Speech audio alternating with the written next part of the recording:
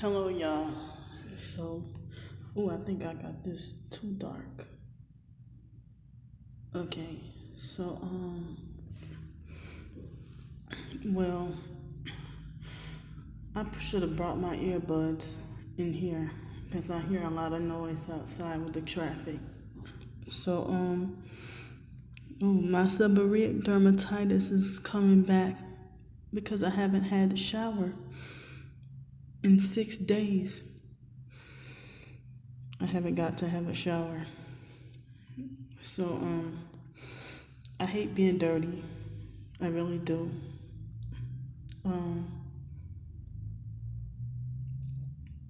Y'all, hold on right quick. I'm gonna be back, okay? I won't be long.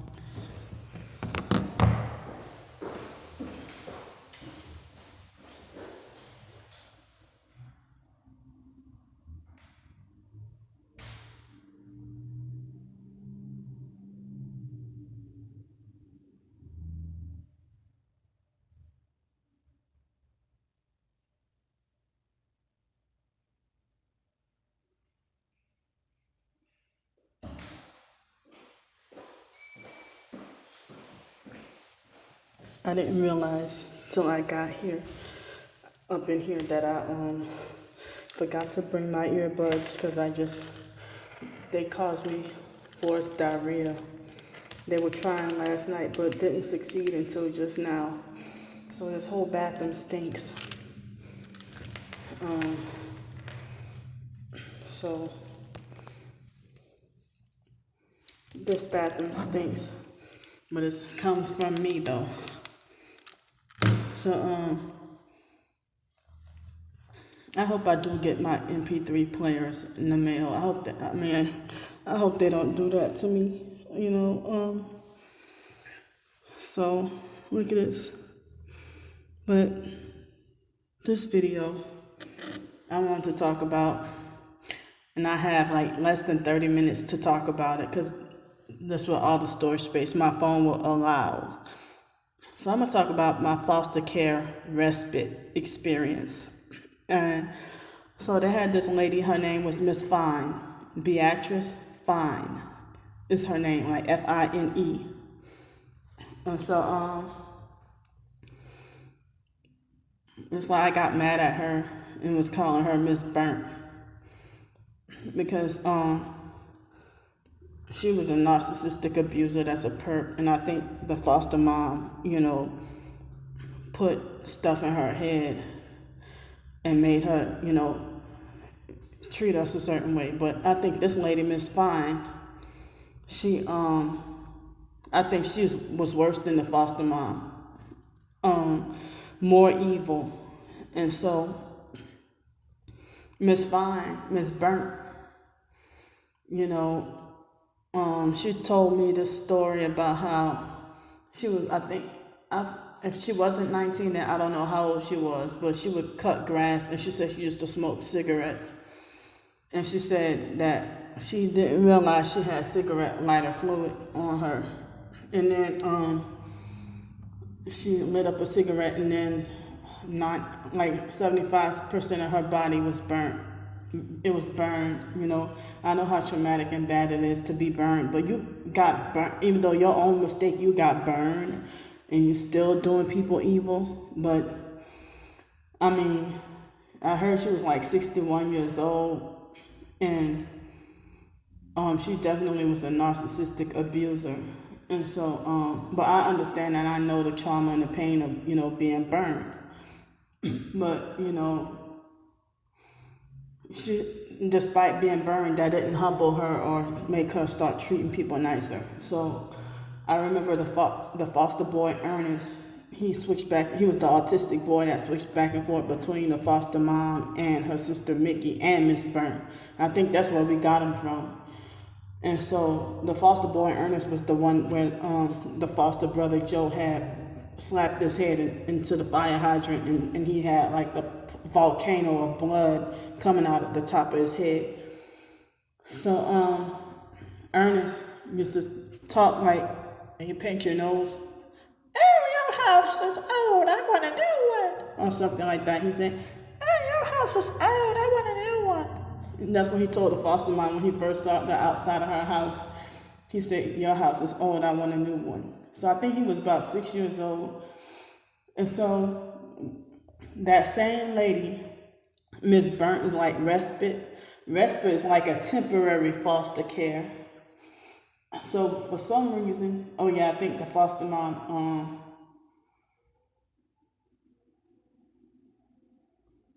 I don't remember. If she didn't go to the Dominican Republic, I don't remember where she went.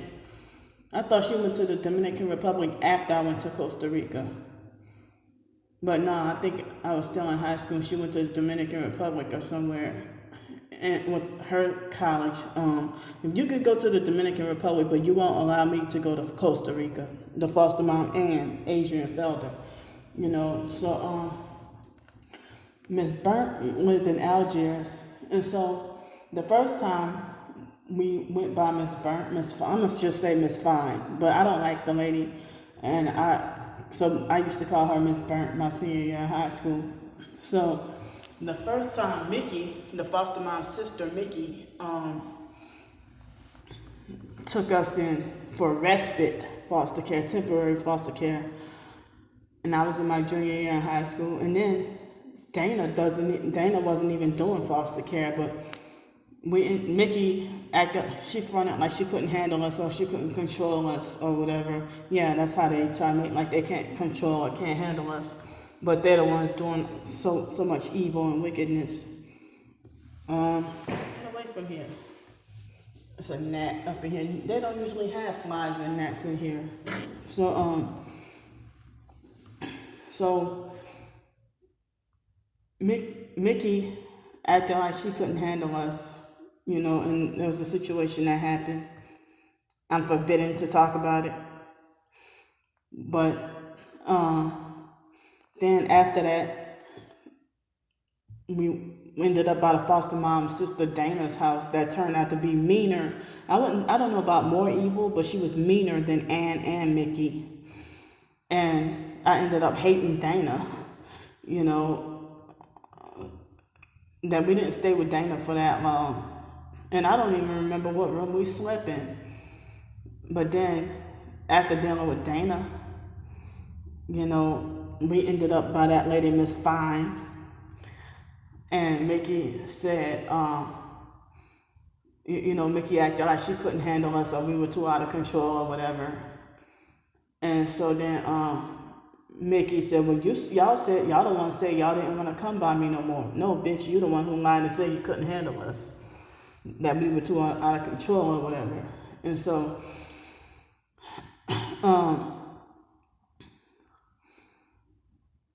well, it's like, I don't know, because I'm going to go ahead and say it. I don't know because I wasn't physically in the room at the time. But they had this other foster girl. Her name was also Candy. Not me, but another foster girl named Candy that was younger than us.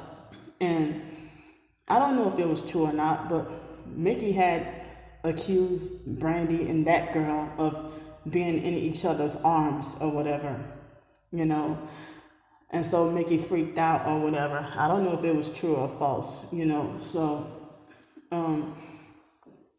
I was in the living room, sleeping in the living room. And they were in the bedroom and watching movies and stuff. And so, anyway, fast forward to, I think that was the situation that happened. I don't remember everything else, but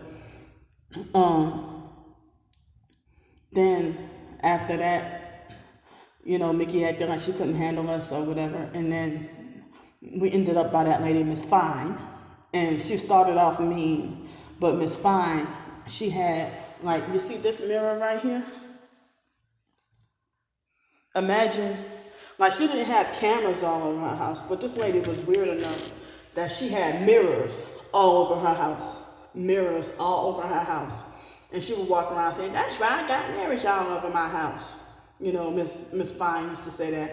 So she had a daughter, and I don't remember what the daughter's name is, but the daughter was very mean. and the daughter had a daughter named Kianka Tashika Love Nelson is what she said her name was, and the girl was 10 years old and evil, and they used to have the 10-year-old girl to they used to have the 10-year-old girl Kianka Tashika or whatever to fix our food, and the first time Miss Fine had love bombed me, and she love bombed me and gave me anything I wanted, let me pick out anything I wanted, and she had an altercation or a fight with my twin sister. I don't even remember what the reason was, and they had an all-out fist fight, and Brandy tried to leave, I think, and she had the Miss Fine, she had like alarms that go off in case, any of us try to leave, So then I think my outcome was worse than hers, So then after that, she talked about, that's why I got mirrors all over my house and stuff. And they had this 12-year-old girl that thinks she's all smart and stuff. And she said, you're immature. And like she was 12 years old and I was 17. And she said, you're immature in the head. You're 7. She said, you're immature in the head. You act like a little child. But where she get that from? But this 12-year-old girl was extra smart. And this dark-skinned black girl, she was 12 years old and extra smart. And supposedly traveled the whole world with a white foster mom who loved her and let her travel the whole world. And stuff like that. Well, why the hell was she in respite then? So, it's like Miss Fine was telling me when we were on good terms, she was telling me on these secrets about how she was the first person that told me the secrets about how when you were in foster care, that the foster parents get paid more bonuses when you put the child in. And plus, I read this later on too. But she said she thought it was against that and thought it was so wrong. That, well, why are you taking foster kids for money then, or for respite? And I think I heard something about how respite care workers get paid more than regular foster parents. But the foster mom had this huge ass house, 9-bedroom house, and like 4 or 5 bathrooms and stuff. But Miss Burnt had just like, I don't know, like 3 or 4 bedrooms, and I don't know how many bathrooms, like a much smaller house, and it wasn't even 2-story like the foster mom. But Miss Fine was saying that she said that when foster kids get put in when they get put in special ed, they could get a higher bonus, or the foster parents get a higher bonus, and they get more money for drugging you up on psych meds and putting you in a special ed and trying to make it like you're disabled and everything. That they get way more money for doing that. So then the next year, my senior year of high school, around the time of prom, when the foster mom wrongfully punished me from prom and picked arguments and fights with me on purpose just to justify punishing me from prom, my senior prom, and I never in my life got to go to any prom. And the closest thing to a prom I ever got to go to was the military ball in my junior year in high school. And so with the prom in my senior year, I went to a deep depression, being wrongfully punished from prom, and everybody said the foster mom was right or whatever. And so the foster mom was going to college. Bitch, you had all these freaking years to go to school. And so you had all these years to go to school, but she tried to play a psych game and wait till like the foster mom supposedly flunked out of Xavier University back in the 60s or something. And so then, she was going to SUNO, the Ignorant Project Ghetto Fake Satanic SUNO, Southern University of New Orleans, not to be confused with UNO, where I went to. And so she graduated and got her degree in psychology so she can play psych games. And so she got a bachelor's in her 50s. And so then she used that to play psych games. When she started taking psychology, start playing more psych games on me. And then she ended up, she punished me from prom and said that she wanted to so she can graduate in peace. Well, how come I wasn't allowed the right to graduate in peace? I told y'all what happened back in May. I have to go find that video of where I didn't get to graduate in peace. If I go find that video, I'm gonna put the link in the description of me talking about how I didn't get to graduate in peace. So, then, well, I also remember, that little girl, Kianka Tashika, when I was also taking driver's ed after. So we might have been by Miss Fine twice or 3 times. Well, no, it might have been my senior year in high school, because it might have been just my junior year. No, it was my junior year in high school when we met Miss Fine, but I think it was my senior year in high school. We went in respite like twice. So, it's like, me and my twin sister were taking driver's ed, the driving portion of driver's ed, because we already took the class. And it was my last day to take the driving part. It was after I graduated from high school. And my twin sister was still going to summer school. She didn't graduate when I did. But, Miss Burnt, the day I was supposed to go drive, I'm pretty sure I was sleep deprived that night and on those psych medications. And I went to go my last day of driving for driver's ed, and the driver's ed teacher said he doesn't normally yell at people, but he yelled at me and said that I act on instinct and that I don't think. He yelled at me over the phone afterwards. But he said that I turned too much and too early when I made a left, accidentally turned too far turning left when I was trying to learn how to drive. And the foster mom didn't teach us how to drive. She left us to go take driver's ed. I guess she was too good to teach us how to drive the fancy ass BMW. But she could have taught us how to drive on that freaking Mitsubishi Montero, that raggedy white Mitsubishi Montero. So,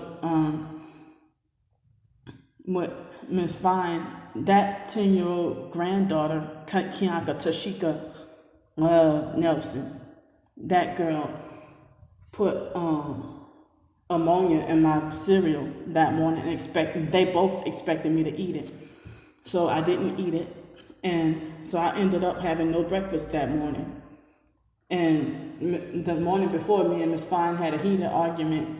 I don't remember how we ended up getting into an argument, but I think it was that black girl, the dark girl I was telling y'all about, that I'm immature in the head. I think me and her got into a heated argument, and that girl was brainwashed against me too, to hate me and treat me a certain way. So then Miss Fine had, me and her got into a heated argument, and she was running around the house saying the devil is a liar. And she said, the devil's a liar, the devil's a liar, the devil's a liar, and I'll poison the food of the devil. She was talking about I poison the food of the devil and the devil is a liar. And so she was playing a whole bunch of so-called Christian music, gospel music, while she was running around saying that, the devil is a liar and I'll poison the food of the devil. And then the next morning they had put ammonia in my cereal, like straight ammonia in cereal. And I don't even remember what kind of cereal it was. If it wasn't Fruit Loops, it was probably Lucky Charms or something like that. But I don't remember what cereal it was. But, 17 years old, you're not allowed to fix your own food. The lady's granddaughter fixed our food. And so Miss Fine had, encouraged and allowed that girl her granddaughter to put ammonia in my food. And then, we argued even more. And then I got kicked out and was not allowed to go back to that house ever again. And I was not allowed to go back to that house. And the fake social worker, Miss Karen Pierce, falsely accused, I think she made up a straight lie. And she said that Miss Fine I mentioned nothing about any knives or anything like that. I didn't. I was in my senior year of high school, but I didn't mention anything about a knife. But she lied on me and falsely accused me of threatening Miss Fine probably did make up a lie on me. lied on me and said that I knew that I was going to stab and kill her and that I knew where all the knives were. I don't even do that, you know. So, and she lied on me and said I broke something or did something else. I don't remember. So I was on those Risperdal